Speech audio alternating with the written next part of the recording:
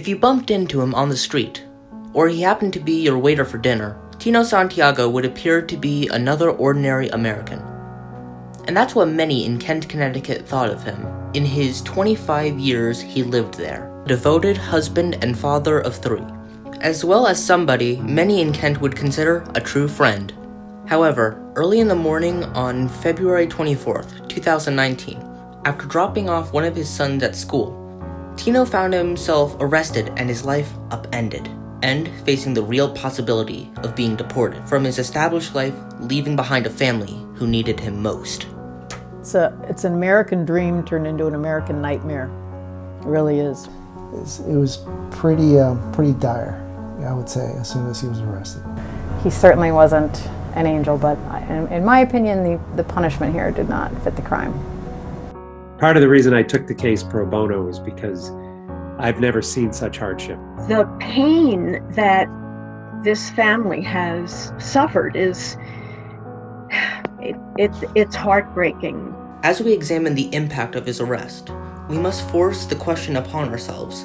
Did Mr. Santiago really deserve the circumstances he was forcefully handed? I mean, once you're in custody with ICE, it's very serious. I mean, once they have him, it's really unlikely that they're going to just let him go.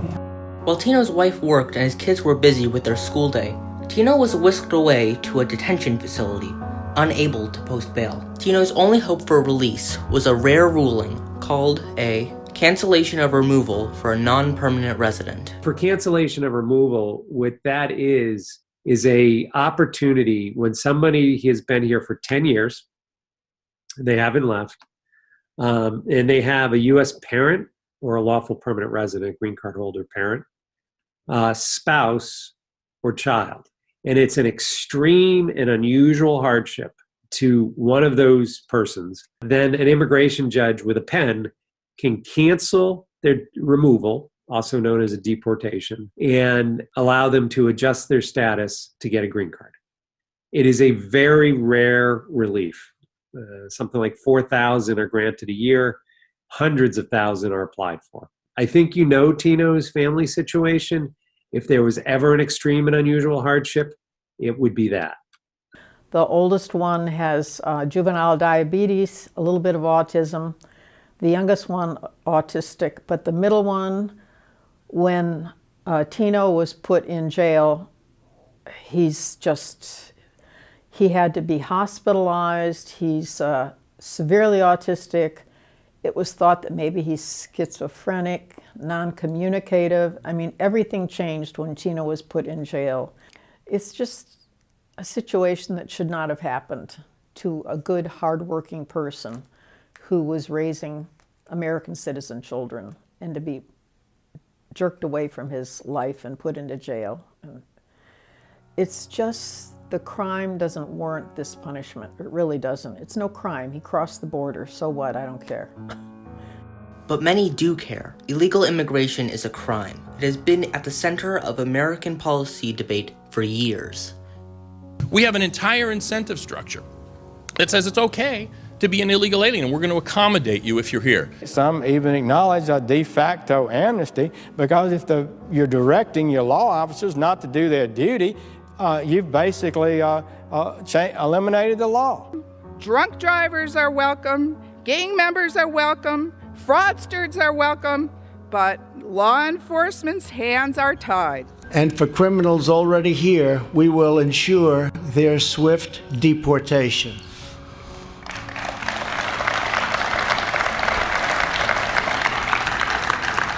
We will keep our communities safe. Americans can have complete and total confidence that under this plan, the borders will finally be fully and totally secured. People worry that undocumented immigrants will use up public resources. In current immigration policy, deportations are focused on those who commit a crime. And unfortunately for Tino, like many, he is an imperfect man with an imperfect past. Tino had a number of DUIs. To ICE, this made him a criminal and a target for deportation. I don't think his crimes fit the punishment. It just seems incredibly skewed compared to what a lot of the people around here, if you drink and drive, you certainly don't lose your family, your job, your home, your country. Tino soon found he was not alone. The community began to rally around he and Norma. There were too many people there to fit into the courtroom, so there was an overflow into the hall. The judge really pretty much had to ask everybody to leave because it was disruptive how many people were there. She said she'd never seen anything like it. He really helped a lot of people and touched a lot of people's lives, and it was obvious. But the judge decided in an act of discretion, nope, I'm not going to allow you to stay in the United States. You know, I'm still hopeful that we'll win at the next court, which is the one we're in now. The circumstances are dire, but somehow Norma, the mother, is keeping it all together. I don't know how she does it. But Tino, I don't know. I haven't been to see him either, so I don't know. He's not a happy man. It was a pretty awful story. It was very sad. We all, like I said, we're just talking about him the other day and how much we miss him and his charisma. So I'm glad you're making this film, and I hope someone appreciates it. In the last days of post-production, we received an email letting us know that something momentous had happened.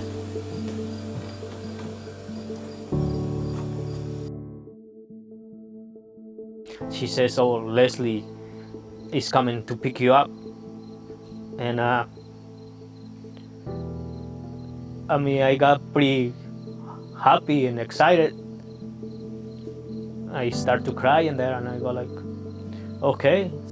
And it was very painful too for my kids, you know, see me or when they saw me there at court with chains in my arms again and my wrists and my ankles. It was devastating for them. My name is Constantino Santiago. I've been living here in Kent, Connecticut for 22 years. I came from Mexico with my wife Norma. We have 3 kids here in Kent, and we love Kent. It's a beautiful town, you know. I thank all the people here in Kent who support me. I want to thank everybody for everything you done. You know, I just don't know how to. I don't know what else to say. I just want to thank you. You know, and it comes from the bottom of my heart. The immigration system in this country is extremely complicated, and there are no easy answers. But perhaps it is time for us to focus our debate on ways to make our system more humane, no matter our politics or personal opinions.